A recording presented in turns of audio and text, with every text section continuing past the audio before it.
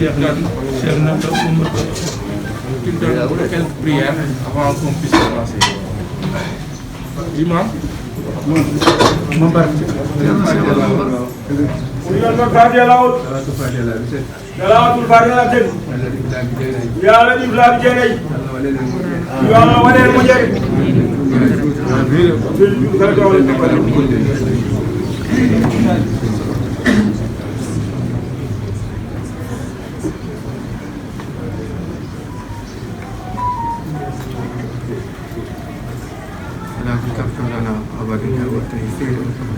آمين. آمين. وتكن لنا وليا ونصيرا أنت ولينا ومولانا فنعم المولى ونعم النصير. اللهم صل على سيدنا آمين. هادي إلى صراطك المستقيم وعلى آله إن الله وملائكته يصلون على النبي يا أيها الذين آمنوا صلوا تسليما صلى الله عليه وعلى آله وصحبه وسلم تسليما رب العزة عما يصفون وسلام على المرسلين والحمد لله رب العالمين. Député Moussa Abdoul Thiam.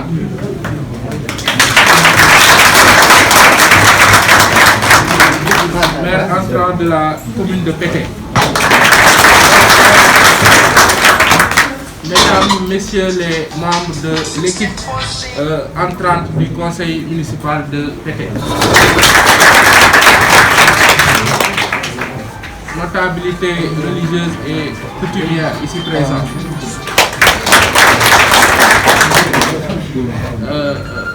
Population de la commune de Pété.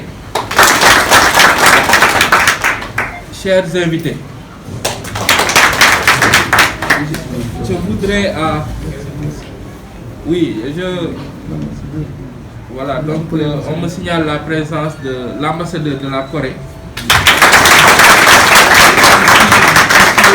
au Sénégal, qui a bien voulu nous accompagner pour cette cérémonie d'installation du nouveau gouvernement. Donc je voudrais à l'entame de mon propos remercier l'équipe sortante avec à sa tête monsieur le maire Djibi Mbaye, avec laquelle j'ai travaillé durant les 6 mois que nous avons passé ensemble dans une entente et une cordialité aussi parfaite. Donc je voudrais la remercier. Sur ce, notre agenda se décline ainsi qu'il suit. Donc dans un premier temps, nous allons procéder à l'installation officielle du maire entrant, monsieur l'honorable député Moussa Abdoul Thiam. Oui.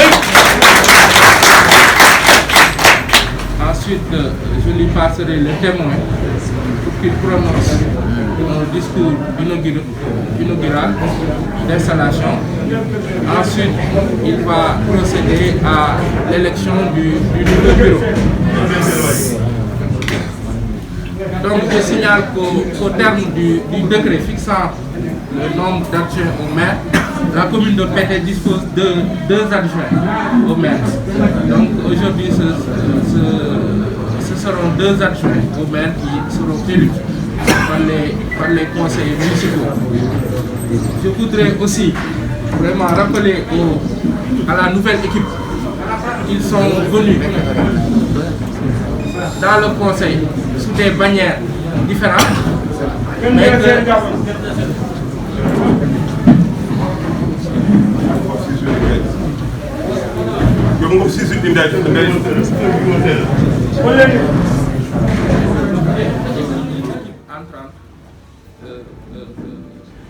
les membres de l'équipe entrante qui sont venus sous des bannières différentes. Je rappelle qu'il y avait 4 listes dans la commune de Pété. La grande coalition Wallou-Sénégal qui a un conseiller, l'initiative pour le développement qui a 2 conseillers, la coalition Benno Bokk Yakaar qui a 8 conseillers, et enfin l'Union citoyenne Buntubi qui a 29 conseillers, si je ne m'abuse, 18 plus 11, 29 conseillers. Donc ils sont tous venus sous des bannières différentes, mais ils constituent désormais une seule équipe et doivent travailler en parfaite symbiose au bénéfice des populations de Pété. Vraiment, c'est un rappel et je le réitère aussi. Mon entière disponibilité aussi à les accompagner dans le cadre ici de cette mission, comme je l'ai fait avec l'équipe sortante. Sans plus tarder, nous allons procéder à l'installation officielle de M. l'honorable député Moussa Abdoul Thiam.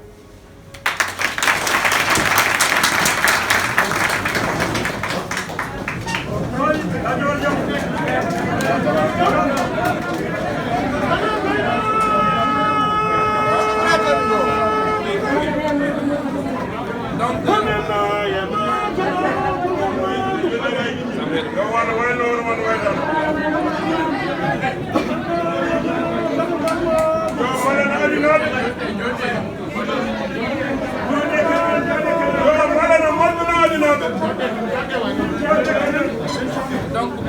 Moussa Abdoul Thiam, suite à la proclamation des résultats de la commission départementale de recensement des votes, conformément au Code général des collectivités territoriales et au Code électoral, je vous installe officiellement dans vos fonctions de maire de la commune de Pété.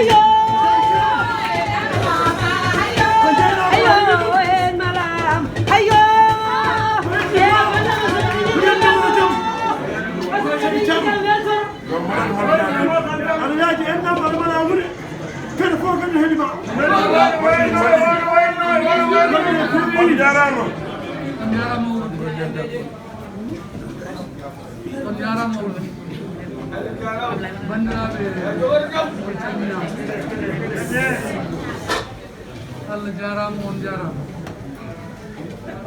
ine wayno monsieur le sous-préfet de l'arrondissement de Saldé waɗi en installé officiellement comme le nouveau maire de la commune de Kati. eɗen jatten Allah noon no feewi Allah balla o yo Allah wallu ko Allah waɗi ɗum Allah noon so waɗi hunde tan wonata ɗum noon ko yagere ɗon tan ko yen tinno enen fof ganden ken gotum ganden ken gotum hay hunde foɗani seedude ko ɗum jiɗmi haalde fuɗɗode haɗam haalde mon discours officiel e indam e inde conseil ji ɗi fof ko haalinani koko noon foti yarude usage o yamiri ko yo haale français ade ko discours poɗɗo waɗede de manière officielle ɗum tagi mbaɗen ɗum sen gayni kalen pulaar Allah jarama chers collègues conseillers et conseils municipaux, mesdames et messieurs, honorables invités, Excellence, Monsieur l'ambassadeur de la République de Corée au Sénégal, Monsieur le représentant de l'Union citoyenne Buntubi, qui sont représentés ici en la personne de Monsieur Dr Cheikh Diallo, pour participer, assister à notre installation. Permettez-moi, Monsieur le sous-préfet, au nom du Conseil et du mien, de remercier toute la population de Pété, de quelque bord qu'elle soit, pour avoir compris que rien de merveilleux ne peut se construire sans la paix. Je remercie aussi les chefs religieux et coutumiers qui constituent le socle de notre cohésion sociale. Je voudrais aussi saluer le maire sortant, M. Elhadji Djiby Maye, une figure emblématique de la ville de Pété qui a consenti tous ses efforts pour le rayonnement de cette belle ville carrefour. À travers mon grand frère Elhadji Djiby Maye, je salue toute l'équipe municipale sortante et leur exprime toute ma gratitude pour le travail remarquable abattu. En effet, nous avons tous constaté que les élections municipales du 23 janvier 2022 se sont passées dans un climat de paix, de fraternité et surtout de cousinage à plaisanterie. C'est ça notre force et elle transcende les clivages et considérations personnelles. Nonobstant cela, il ne s'agit pas de la victoire d'une idéologie sur une autre, mais de continuer le legs dans un esprit de fraternité, d'innovation, d'ouverture et d'inclusion sociale pour bâtir ensemble une ville émergente. Mesdames et messieurs, chers conseillers et conseillers municipaux, nous venons d'entamer un contrat social avec la population de Pété et nous avons la haute conscience des missions de service public qui nous sont confiées. Et nous sommes résolument engagés à relever le défi du développement avec l'ensemble des fils et partenaires de cette ville. Et ce défi, nous le relèverons dans le travail, la persévérance et la cohésion sociale. En effet, cette unité a toujours été la force de notre vivre en commun. Chacun doit apporter sa pierre à l'édifice, que ce soit les groupements de femmes, les associations de développement, les GIE, les associations de jeunes, les élèves, les étudiants, etc. Soyez la cheville ouvrière qui nous tirera vers le développement. Le développement est une affaire de tous, et plus particulièrement la municipalité qui est une administration de proximité dont le seul objectif est de rapprocher les administrateurs des administrés en vue de répondre à leurs préoccupations. Mesdames et messieurs, chers conseillers et conseillers municipaux, je serai le maire de tous les pédénats. Je serai à votre disposition pour qu'ensemble nous puissions mener cette ville loin, très loin, dans le peloton de tête des villes émergentes. Il nous revient alors, chers frères et sœurs, collègues, j'allais dire, de maintenir le flambeau de l'espoir que nos pères fondateurs avaient allumé et qui ne cesse de briller. Aussi, j'appelle solennellement toutes les filles et les fils de notre chère ville à travailler main dans la main pour relever les défis. Pour surmonter ces défis, restaurer l'âme et assurer l'avenir de notre chère commune, il faut bien plus que des paroles. Il faut la chose la plus intarissable de toutes dans une démocratie, l'unité et le travail.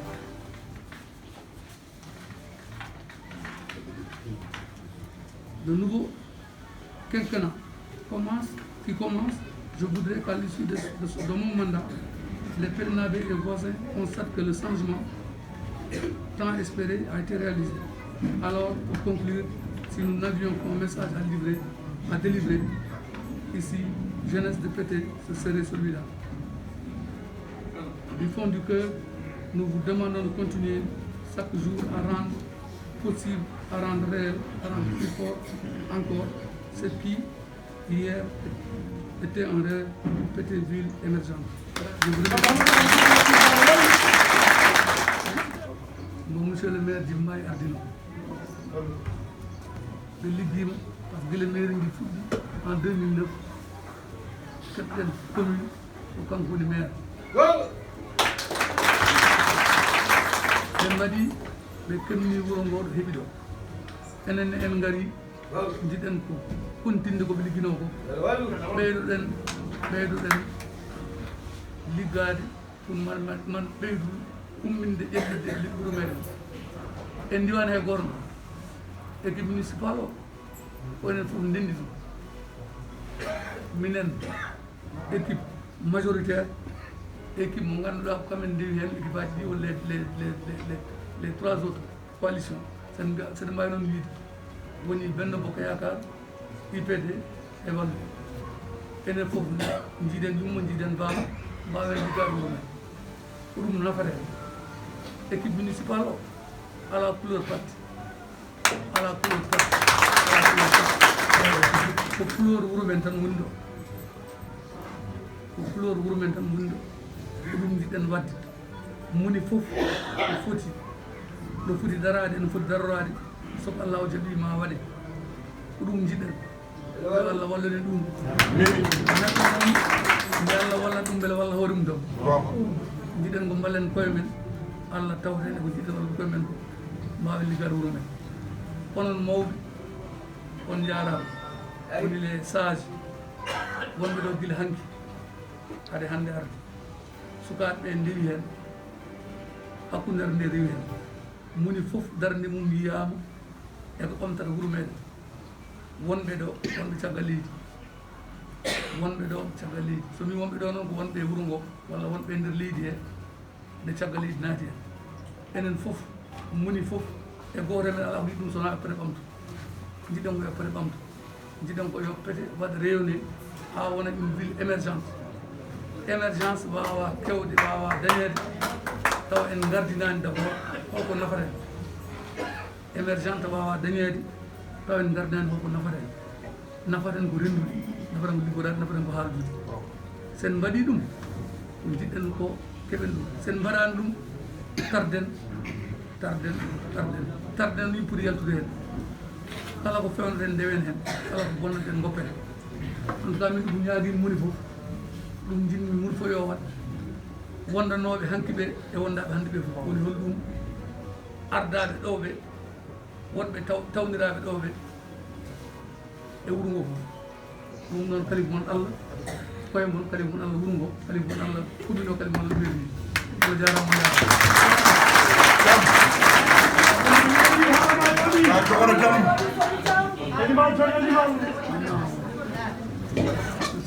Député maire de la ville de Pété. So ɗum ɓenni paɗen koye élection pas d'élection bureau. Monsieur le sous-préfet, on doit immédiatement entamer l'élection du bureau. Comme vous l'avez rappelé, le bureau comportera en principe 2 adjoints. 2 adjoints, ce sera une femme et un homme. On doit respecter obligatoirement la parité. La parité, c'est une loi qui l'encadre. Et l'essence, c'est une loi qui l'encadre. On est obligé de l'appliquer. Le maire étant un homme que je suis, la première adjointe doit être une femme. Et le deuxième, un homme. On espérait avoir le consensus. Malheureusement, on ne l'a pas pu. Ce qu'il faut maintenant, c'est de procéder à l'élection des adjoints. Le premier poste, c'est la première adjointe au maire. Le deuxième, c'est le deuxième adjoint au maire. C'est ce bureau-là qu'il faut élire. Dès l'instant que moi, personnellement, j'étais déjà élu au suffrage universel direct, comme l'exige le nouveau code électoral, la loi. Sans plus tarder, je pense qu'on peut déjà commencer l'élection des adjoints. Les candidats ou candidats qui se sont déclarés, c'est forcément qu'on le fasse devant vous. Mais si on doit le faire, il sera demandé à l'assistance d'évacuer la salle et que seuls les conseillers restent pour qu'on puisse procéder à l'élection. Pour nos bandes nous firti, il ne faut pas installer le bureau. Le bureau soit installé pour conseiller. Il y a quand on a conseillé, il y a une salle, une élection, en ce moment-là, cérémonie officielle au Gassa. Parce que on est au préfet, au sous-préfet au Tawa.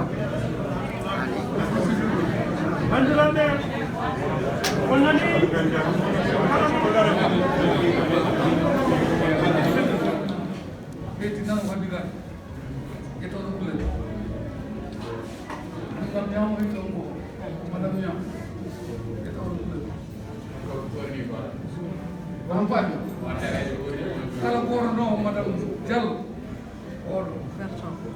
kalau borno madam Nya, nampak? Membuat itu nih, elektron itu membuat itu sudah nampak. Saat ini memborong dah, orang walau, pada anggur memborong dah, pada anggur pasar tol itu, kita pada itu.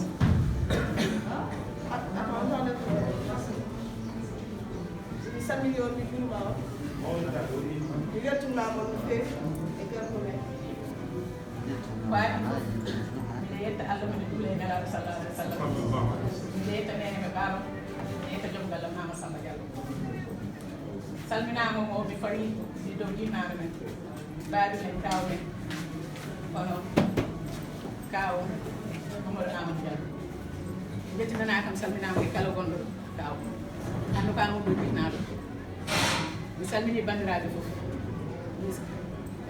monsieur l'ambassadeur de la Corée, d'abord je vous souhaite la bienvenue à Pété. Vous êtes les bienvenus à Pété et nous comptons sur vous. Monsieur le préfet, assalamu alaikum, maa ngi leen di nuyu di leen tàggal di leen jox seen wàccuwaay.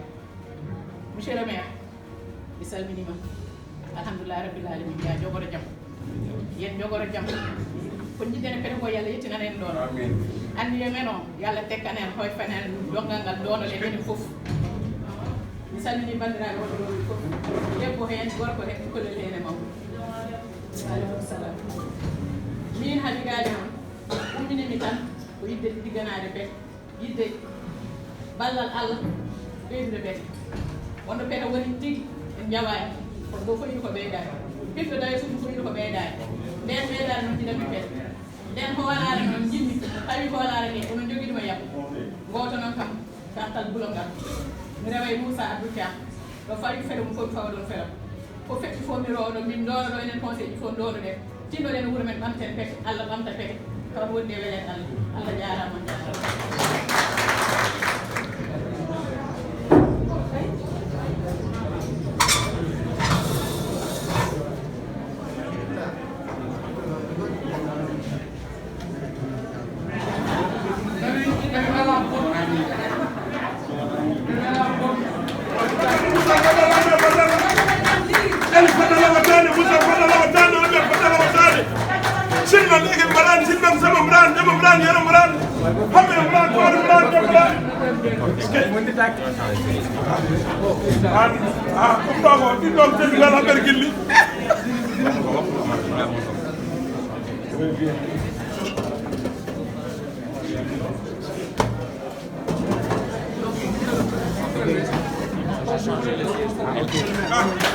Monsieur le maire, bravo.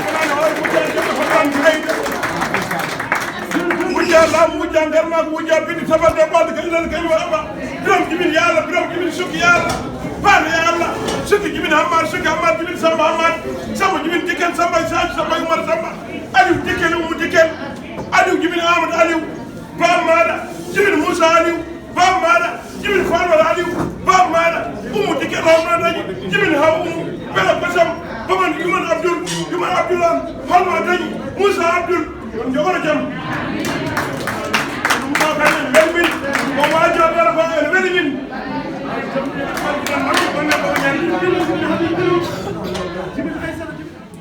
caggal yettude Allah e julde nabi sallallahu alaihi wasallam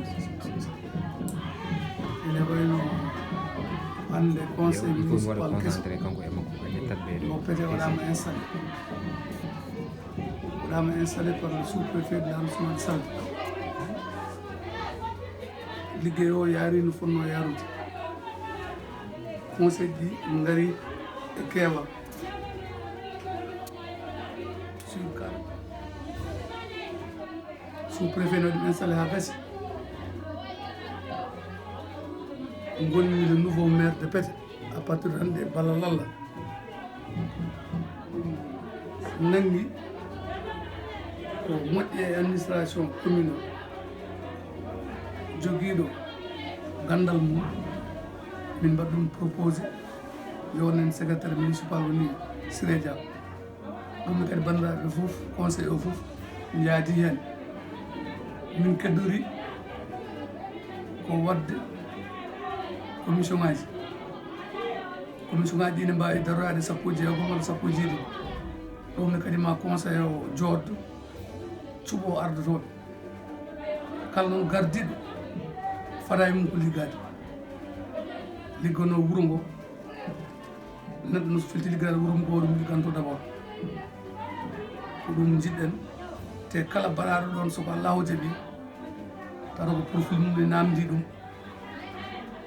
so waɗama kanko jiɗɗen ko liggano pere liggey moƴƴo e supervision maire pere fof noon notima yaari no foti yarude min jetti le maire sortant woni Djiby Mbaye kanko woni maire wuuro ngo pendant presque 13 ans duuɓi sappo e tati gila 2009 à 2022 ɗum ko yettere Allah caggal élection o ɓenni ala duko ɗum min jaagui yo ɓernade mballumine ɗum moni foof ko conseiller mairie ndi moni foof ko hen jeeya hettono ko alay saago haɗa yimɓe jeehino ma won hen suɓaɓe woni capanɗe 9 conseil ɓe kamɓe fof noon pré ligganto ko pré pour ligganade ɗum woni ko jiɗɗen min nene mi wiyata min tan ala jinmi ko kala ko mboɗo waɗa taw ko conseil o ɓamdi hen ko conseil o yamiri nde wawa waɗede ko ɗum addata développement mo jiɗɗen o ɓamtare jiɗɗen nde udditare jiɗɗen nde so nandiral waɗani haysene jiɗɗum heɓɗen keɓata ɗum noon ɓuri moƴƴi komin nandira e soko Allah o jaaɓi min ciɗɗum min nandira ɗum woni ko jinnomi haalde caggal nde min joƴƴina alhamisa hande ina hawre balɗe sappo lewru février peetaɓe fof noon jarama ɓe jettama Allah jarama on jarama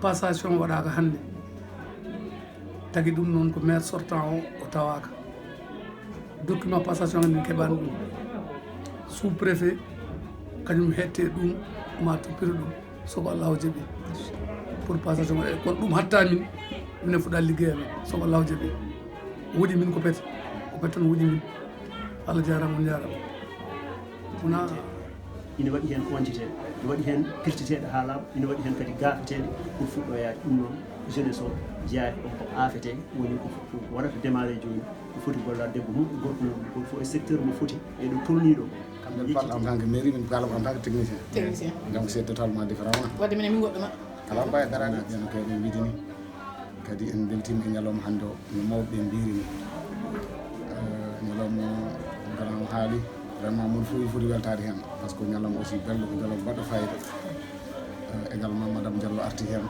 honorable député monsieur le maire aussi arti hen ko ñalawma ganduɗa kewɗo historiquement kewɗo fait nde tawno sa naati mairie o a yi yimɓe hannde natɓe toon ɓe tan nokkuma lecture mawɗo par ce que premier changement garɗo hannde e commune de Pété ko wona ɗum koko français wiyata ko le chantier est très vaste ko jogori gollede ko ina heewi tabarakallah machallah kono noon eɗen ɗamini to Allah to banggue ressources humaines wonko Allah rokki en mbawen liggodade mumen mun fof addi hen aussi hayre muɗum pawdiren mbiyatama développement meɗen yaaru yesso eɗen jogui programme mi wiye programme coalition buntu bi te mbiɗa andi sen tournima onon programme en jaltini hen des projets en heɓɓi hen aussi des projets de développement mboɗo sikki tan aussi en jiiru aussi des secteurs ɗi ganduɗa balloji en aussi également ha mbawen ko jiɗɗen to banggue jeunesse to jiɗɗen to banggue rewɓe to banggue conseil to banggue infrastructure ha Allah hokken ɗum ɗon heddi ko noon ko nangodirde hande ko hande